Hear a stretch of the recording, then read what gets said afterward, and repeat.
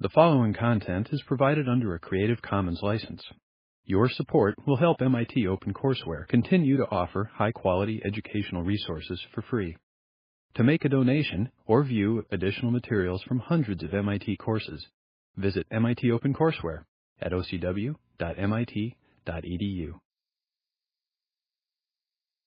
I want these auditory system specializations. I'd like to say just a little bit about that. Earlier in Chapter 6, we talked about the echolocating animals, the bats and dolphins, and we pointed out then that they have this very large auditory midbrain, the inferior colliculus. They're animals where in most animals, the rodents we look at in the lab, any of the primates, superior colliculus is much larger than the inferior colliculus. Here are a couple of, here's one primate, the tarsier, and here's an ungulate, the ibex, and you see the superior colliculus being much larger, which is typical for an animal dominated by vision. Even if they don't have a huge visual cortical area, they will still have a large midbrain area for vision. But the echolocating animals have a much larger inferior colliculus because some of the processing is done cortically, and the inferior colliculus is a major route to the auditory thalamus. This is from an early study of a bat that uses echolocation. And there is a lot of cortex devoted to auditory processing. And early on, they knew the primary area was very large. They could map out different frequency representation. And there were areas, like at this point, Suga worked out 3 different areas where the units were responsive to various kinds of frequency modulation. And then he continued that work and he found areas or units sensitive to range, just how far away the animals were, and to velocity, so they could detect a number of features of their prey that they were chasing.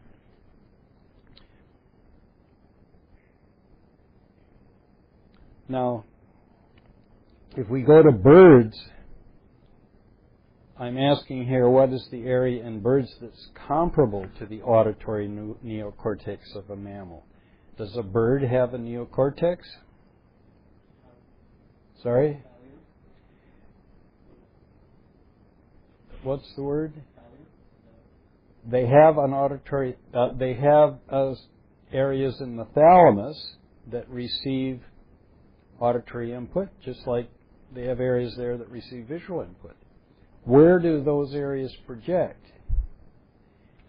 They do have a kind of visual cortex too, but the area, their geniculate body, usually isn't called geniculate body, remember, but it's called other things. But it does project to a cortex-like area that is called the hyperpallium. Pallium, of course, is just another name for a cortical region. And the hyperpallium is the most similar to the neocortex of mammals. But then, they have other nuclei in the thalamus that get input, like the LP in mammals, or the medial geniculate body. They get input from the midbrain. So in the case of the auditory system, they're getting projections from the bird's inferior colliculus region, often again with a different name.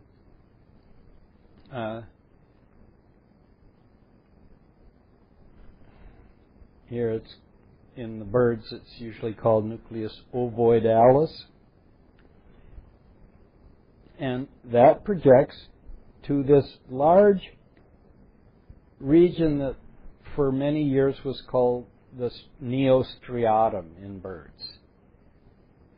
But now we know, not only from connection data gathered here at MIT by Carton who was working with Nauta, and later in the gene expression data, we know that that area is not striatum, not equivalent, not homologous to the striatum of mammals. So it's called a nested pallium or a nidopallium. It is subcortical if you go by the ventricle. Here's where the ventricle is, along here, and that hyperpallium is above it. And that would be where the equivalent of the lateral geniculate projects for the visual system. And a lot of it is visual, and the medial part is hippocampal. Okay, but the auditory region of the thalamus, nucleus ovoidalis, projects to the nidopallium, the medial part, an area we called field L. Now, reptiles have something similar. We give the thalamic nucleus that gets auditory input a different name. The reunions, the medial reunions, it goes to that large dorsal ventricular ridge. And dorsal ventricular ridge becomes nidopallium if it's in bird development. We keep calling it dorsal ventricular ridge in the reptiles. And they have an auditory region, just like here more laterally in this region, right there, it gets visual input from a different nucleus in the thalamus, a nucleus that gets input from the tectum. And then, of course, here's the equivalent circuit in mammals, medial geniculate body to these auditory cortical regions. And this is what it looks like. This is from an atlas by Carton, working with Bill Hodos in the late 60s, where they published this atlas showing the appearance of sections at various levels of the bird brain. And you can see, just looking at the cells here, how field L stands out. It's got several layers. It's a little layer down here, the main layer there, and another more superficial layer. And here's where the way it's diagrammed. And you can see that's all below this end brain ventricle. And this would be where the hippocampal equivalent is, the medial pallium. And this whole region in many animals is just called dorsal cortex, but in birds it's called the hyperpallium. All right, so if you trace the auditory pathway from there, the cochlear region,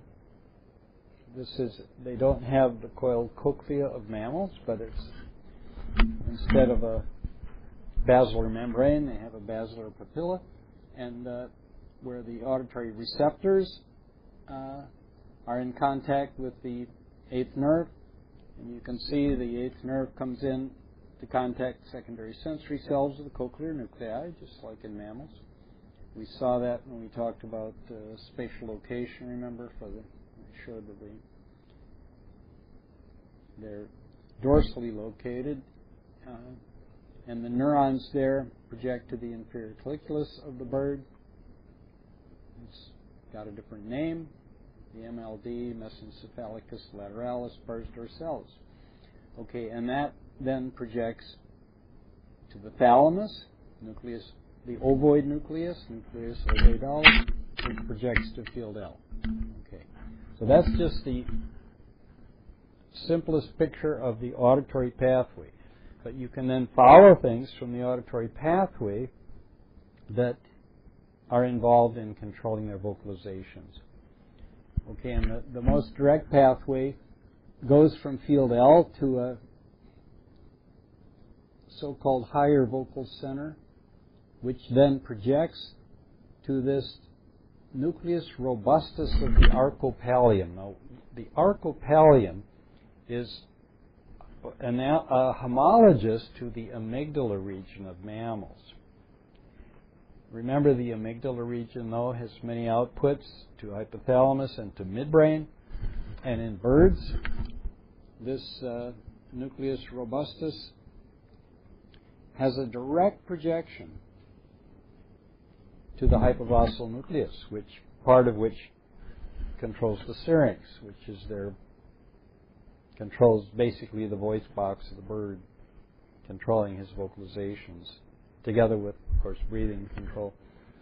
And then there's a less direct pathway that goes to an outer part of the inferior colliculus region, which then projects to the hypoglossal nucleus and controls the syrinx.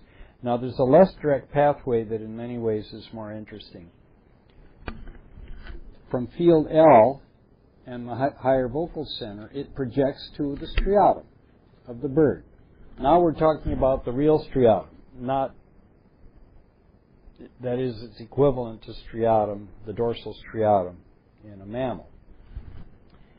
And like in mammals, the striatum has an output to the thalamus.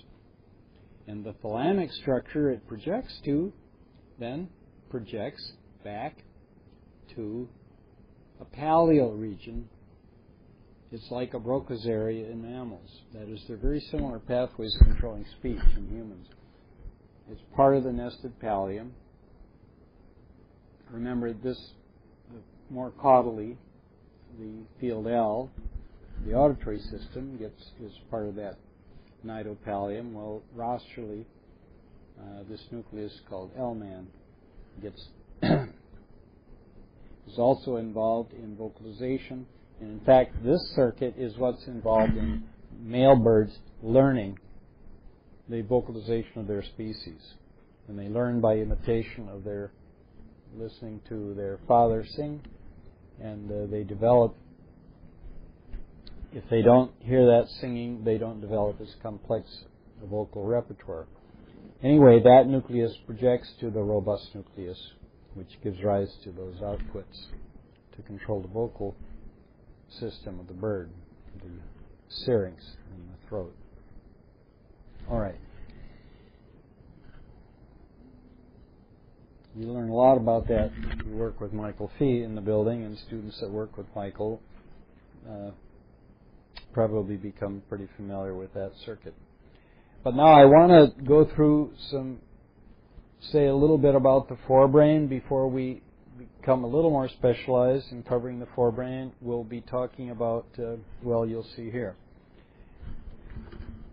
We've covered now the first 5 parts were all development and evolution of the brain, explaining the basic organization of the CNS. And then we went to specialized systems, and I began with, there were 3 chapters on the motor system, okay? And then a single chapter on brain states, and then sensory systems, which should probably be called special sensory, because the general sensory, somatosensory, I didn't cover in that section, because we talked a lot about somatosensory system in the earlier parts of the book.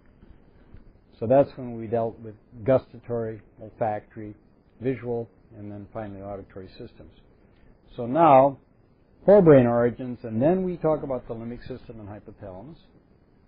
That'll be next, and then a couple chapters on the corpus striatum of mammals primarily, and then finally several chapters on the neocortex. So what was most likely the earliest part of the forebrain? You first encountered a forebrain when we talked about amphioxus, a cephalochordate, the simplest living chordates. And remember, he had pigmented cells there that respond to light. He had secretory cells secreting directly into the bloodstream of the animal. Sorry? That's a very interesting comment, because you would think olfaction would probably be the earliest input. But in fact, we're not sure there's olfaction in amphioxus. But we do know there are those secretory cells, and we do know they're getting effects of light through that pigmented cell region. And they have cells that are like retinal ganglion cells that provide input to the brain. Now, we think the most primitive part is all equivalent to diencephalon, and the gene expression studies have supported that. It's actually like diencephalon, not like end-brain. Okay? So they don't have anything like cortex. They don't appear nothing for sure of olfaction.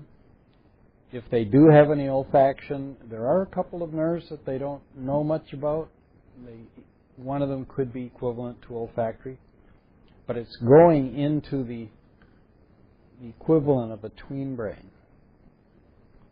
So that leads to this next question. What are the cranial nerves that are attached to the forebrain? Now, forebrain includes endbrain and tween brain, remember? So I want all the cranial nerves that connect there. Now, one of you've already mentioned. Number one, olfaction. Number two is what? The optic nerve, okay, and which becomes optic tract, so it's a CNS tract, but we still call it a nerve before it gets to the chiasm. Okay, so that's two of them. Those are the two that are among the 12 that we name for the human brain, but there's actually 3 others. Okay, and here I list them. If you don't have a forebrain, he's missing these 5 nerves. Nerves 1 and 2. But nerve 1, the olfactory nerve, we could include the vomeronasal nerve and the terminal nerve. Terminal nerve innervates apparently the nasal septum. It's found in humans, at least in most humans. There's some variability. We think it may respond to olfactory input, but even that is not certain. Okay. You will find it in human neuroanatomy books. Vomeronasal, though, the vomeronasal organ is Jacobson's organ. It's in the nasal cavity, and animals that have this well developed have an opening into the roof of the mouth. Ungulates have this very prominently. And they, for example, in mating, the male collects urine from the female, brings it into his mouth to that organ in the roof of his mouth, where there are receptors that respond to pheromones that change with the receptive state of the female. Okay, so he can then tell from that preliminary mating action whether she's receptive and whether it can be impregnated at that time. So it's part of the ritual they go through before mating. And other animals still collect pheromones on their tongue. Snakes, for example, you see them flicking out their tongue. They're actually collecting substances from the air, and if that includes pheromones, they bring it to that vomeronasal organ. Where does the vomeronasal organ project? To part of the olfactory bulb. Remember, there's a main olfactory bulb, and then there's an accessory olfactory bulb. And most mammals have that, and it specializes in responding to pheromones that can come in through the olfactory epithelium also, not just through vomeronasal organ. Okay, and then we have the optic nerve, and then there's another nerve that brings in information from light. The epiphyseal nerve, this is the pineal, the nerve that can activate the pineal cells by light. And we know about the pineal eye. So with animals that have a pineal eye on the top of their head, they have a nerve that's called the epiphyseal nerve. The epiphysis is the name for that structure. Okay, so 5 cranial nerves, but 3 of them associated with olfactory and 2 of them responding to light. Okay, so if an animal doesn't have a forebrain, there's another thing he's missing. He doesn't have control of his pituitary gland. Because what controls the pituitary? Well, we're going to learn more about that after this class. We deal with hypothalamus specifically. But we know the pituitary is connected to the hypothalamus in a very interesting way that we will discuss. It's possible, though, to disconnect the entire forebrain, as we learned in, I think it was chapter 7. You can disconnect the entire forebrain from the midbrain, but you could leave the hypothalamus connected to the pituitary, and if you do so, the animal maintains a lot more function than if you don't. Because pituitary to function normally needs the hypothalamus attached, and the controls that the hypothalamus exerts on the pituitary gland need to be intact. So, in chapter 7, I went through studies where there was removal or disconnection of the forebrain from the midbrain. And I said that animals are missing major components of normal behavior, even if you leave that hypothalamus attached to the pituitary. So what is missing? Anybody remember? Motivation, motivated behavior. Okay, so we called it appetite behavior. So if an animal's hungry, his behavior that indicates he has an appetite for food. But you can use that term, appetitive behavior, for other motivations too. For example, for thirst. Appetitive behavior, when an animal's thirsty, behavior initiated by his motivational system, the hypothalamus, that centers on hypothalamus, will lead to locomotion and seeking of water. You can use the term also for mating behavior, for sexual motivations. You can use it for brood tending behaviors if they're raising young. But there's a lot of other things missing, of course, that depend on forebrain. All the cortical and corpus striatum functions, and I've listed major forebrain functions, all of which we're going to be talking more about. First of all, acuity. Animals that develop a large forebrain have much better sensory acuity and much better manipulatory ability of their limbs. But wait a minute, doesn't animal that have a very large optic tectum have good acuity? Well, they do, but only for unlearned behaviors. Acuity for learned behaviors depends on that forebrain. And of course, humans are so dominated by learning that often we're pretty unaware of the tactile controlled behavior, although it exists in primates too.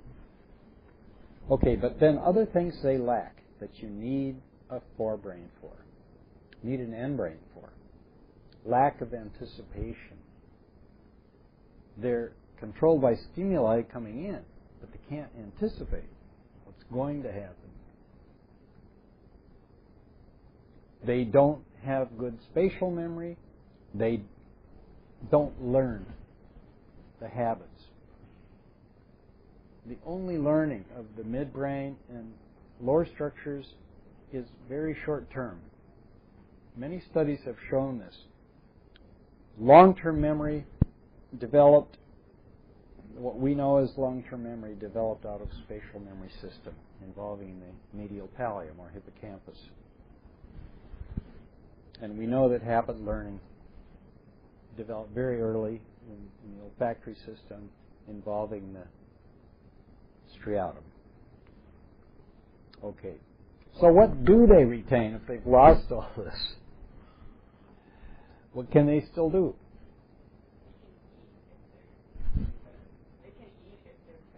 Yeah, they can eat if you put food in their mouth. What do you call the eating? There's a general term we use for all drives for that output side. We call it consummatory behavior. It's very easy to remember for eating because it means consuming the food. Okay? But you can refer to consummatory behavior for thirst. You can refer to it for sexual behavior where the consummatory behavior is mating. and so forth. So they retain consummatory behavior. They retain, and I've listed some of those, they do have pain-elicited aggression.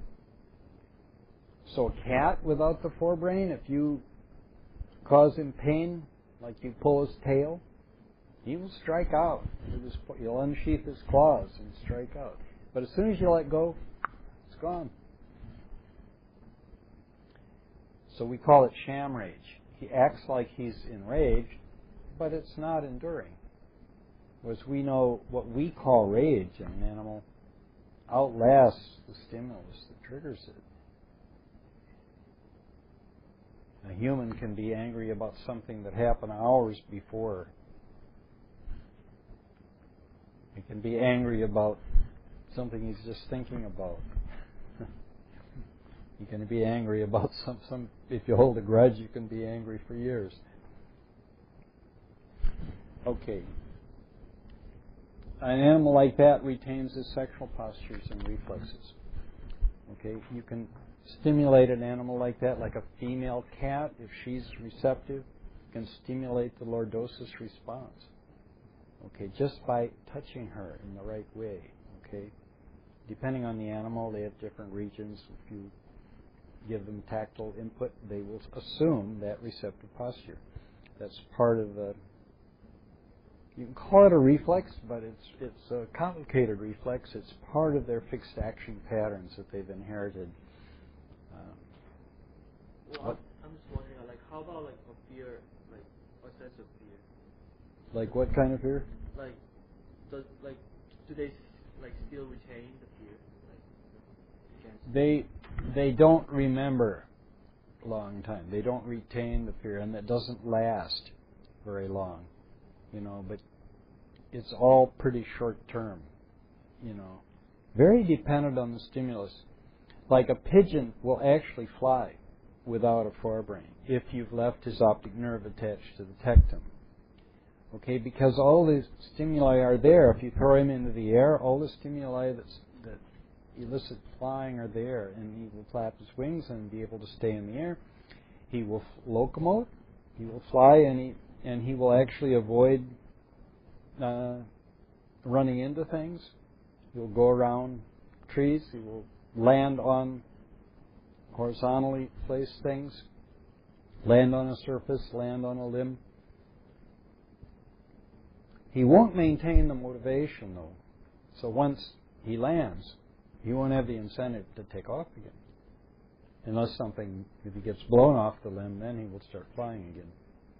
And they will right themselves. If you tip them over, they will walk. Okay? But generally, they don't initiate much walking. They have to be nudged. Okay. So let's talk about primitive forebrains. We can look at the non-vertebrate chordates, the invertebrate chordates. That includes Amphioxus. We could look at the proto-mammals, but to do that animals that led to mammals, we'd have to use paleontology and look at skulls, and that's been done. We talked about that a little bit when we talked about auditory system, because it's through those studies that we know about changes in the middle ear bones and the bones around the eye, which became reduced in the earliest mammals. And of course, we can use comparative anatomy to study the brains, that is, studies of living animals. We can't do comparative anatomy very much with animals where we only have the fossils, because brain isn't retained in the fossils. And then, of course, we can study primitive mammals. Now we use cladistics to portray these different animals groups, and this is a typical cladogram of the vertebrates drawn by R. Glenn Northcutt. And Glenn Northcutt has done a lot of different work in comparative neuroanatomy. He's a little bit different from Carton in that he's sort of a systematizer, whereas Carton is a guy who studies connections and is interested in what led to what in evolution. I'm a little more like Carton. Carton was also a student of Nauta. But Northcutt and his students have done a lot of contribution to cladistics. In fact, Northcutt was probably the first neuroanatomist to use this way of portraying, comparing animals. What he's showing here is how certain animals branched off from the main vertebrate tree. This is a chordate line, actually, like the sea lamprey. Amphibians, then the fish, and very early the elasmobranches branches, the cartilaginous fish branched off. That includes the sharks, the shark skates, and the rays. And then, of course, later the bony fish. So if you're at the end of an arrow and it shows a brain of a living animal, you're sort of at where that line of evolution is led to. And here, the bony vertebrate line, these are all bony vertebrates. You have amphibians branching off the earliest, and then the sauropsids, the reptiles and birds. But even before they branched off that line, you see the mammals. Okay. Here's an earlier view. This was Ludwig Edinger, 1908.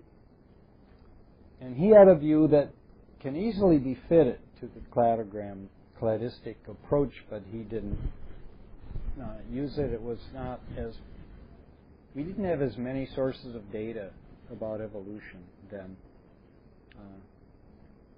So he basically talked about this part that he saw as similar to the neocortex of humans, much smaller in small mammals like the rabbit. What he doesn't show here is something major. What is the major difference in that end brain of cartilaginous fish and lizards when compared with rabbits and humans?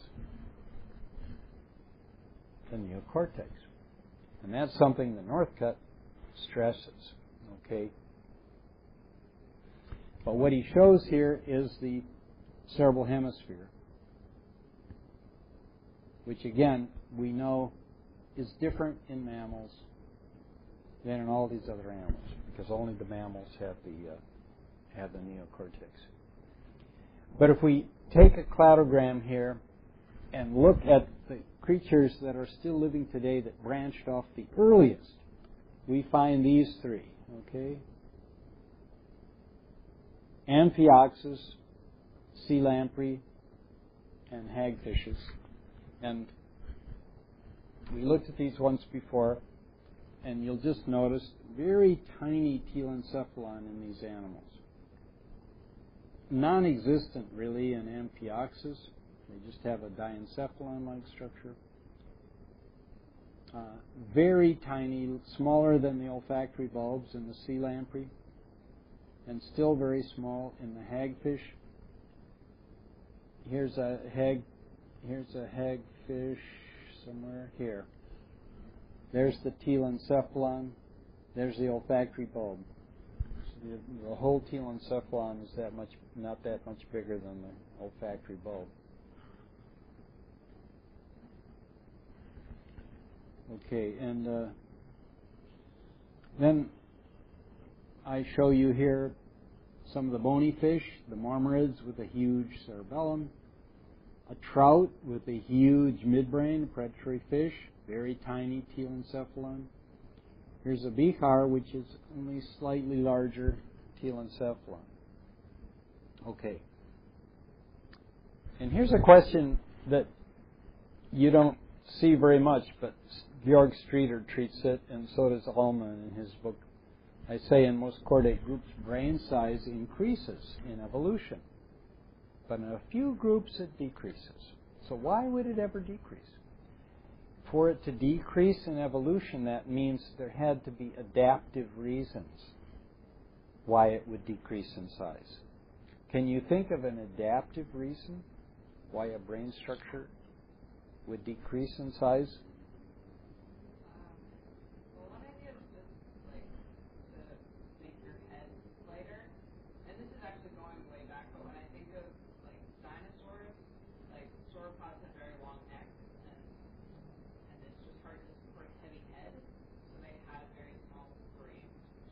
So even the weight could be a disadvantage. I would say one thing's even more important, in that brain tissue is very demanding in energy consumption. Like our brain is hardly 20% of our body weight, but it uses 20% of the energy. Okay? Some people get a fever if they think too hard. Couldn't resist that. But it actually uses a lot of energy. You can't go without eating too long if you're working hard on homework problems. Okay, so it can decrease because of energy demands. Well, why is that so critical? With high energy demands, you've got to spend more time getting food. Okay? And it takes a lot of energy, depending on what you're eating, of course. You might be eating a high energy food, like eating other animals. But then it takes energy to digest. So that's another big energy consumer. Brain, gut. What did humans develop that made possible the much larger brain, using a lot more energy? How did humans decrease the demand on their digestive system? Cooking, exactly. So you see, after the indications of fire being developed by humans, the last big surge in growth of the end brain. Okay? I can't. How does cooking help? Because I thought you actually cook from the It requires a lot more energy to digest raw meat than it does cooked meat. The energy alters the proteins, ways that assist their digestion. This is dealt with in a little more detail in Ullman, but you can find discussions of it too online.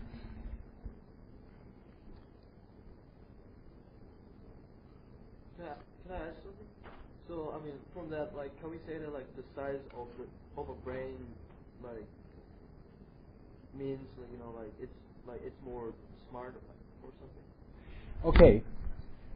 You have to add to that if brain size is decreasing, they must decrease the size of something that's not critical for their survival.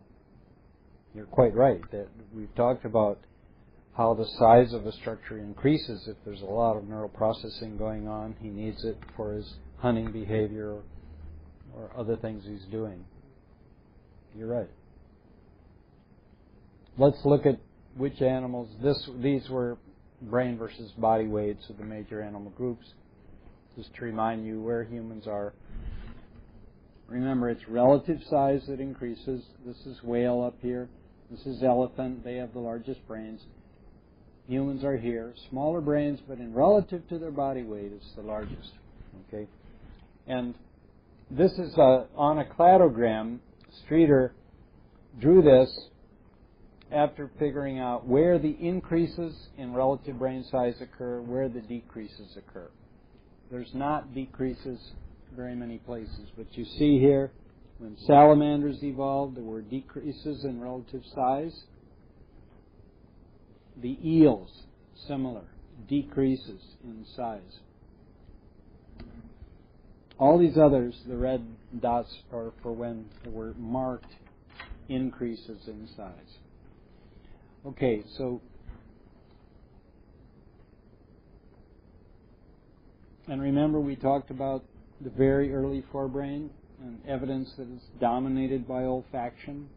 I emphasized that early in the book, and I talked about how olfaction dominated the primitive in-brain. We didn't have really good information on that until people fairly recently studied the olfactory bulb projections in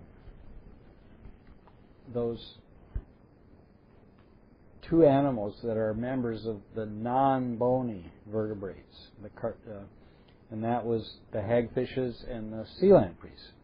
Probably the lamprey studies have been most interesting because the lampreys are a little less specialized than the hagfish. This is the hagfish, the Pacific hagfish.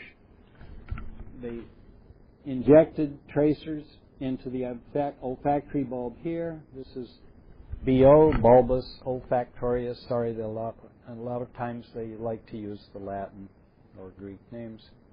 And so they use it here for telencephalon, then diencephalon. And what is TM? Tectum mesencephaly. So midbrain tectum. Okay. And this is just a summary of olfactory bulb projections in the hagfish and lamprey when compared to amphibians. Also a pretty primitive, the most primitive group of tetrapods. Notice that in the hagfish and also in the lamprey, the olfactory bulb projects to every end brain structure that's there and some of the tween brain structures. This is a projection to the tween brain, and some of these structures are tween brain. This is actually striatum here. In the lamprey, it goes into the striatum. It goes into the medial pallium here. This is a layered structure. It's going into one layer. And other end brain structures and diencephalic structures. But when you get to amphibians, you see it's going to the medial pallium, but only one edge of it. It's going into the dorsal pallium, which is like a parahippocampal area in those animals, in that we know it projects into the medial pallium. It gets direct olfactory input, but only at one edge. And it goes into the striatum, but not throughout the entire striatum. Okay. It's big areas then that don't get olfactory bulb projections the way they do in the lamprey and hagfish. And it's already 4. I think I better stop here. And I think we will finish this and be able to start talking about the hypothalamus next time.